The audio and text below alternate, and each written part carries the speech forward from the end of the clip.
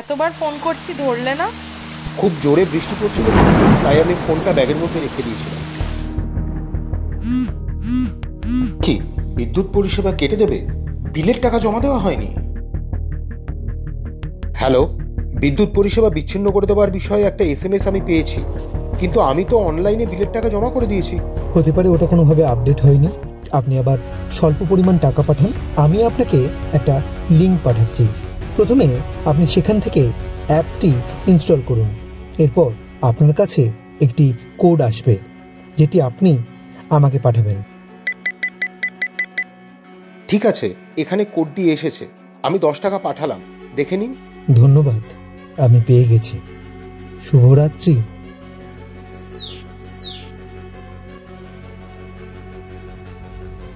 একই কাণ্ড! বিপুল পরিমাণ টাকা আমার ব্যাংক অ্যাকাউন্ট থেকে তুলে নেওয়া হয়েছে। আমি এখনই পুলিশের কাছে যাব। জালিয়াতি হওয়ার ঘণ্টাখানেকের মধ্যে যদি আপনি আপনার অভিযোগ 1930 নম্বরে জানান, তাহলে আপনার খোয়া যাওয়া টাকা পুনরুদ্ধার করতে বিশেষ সুবিধা হবে।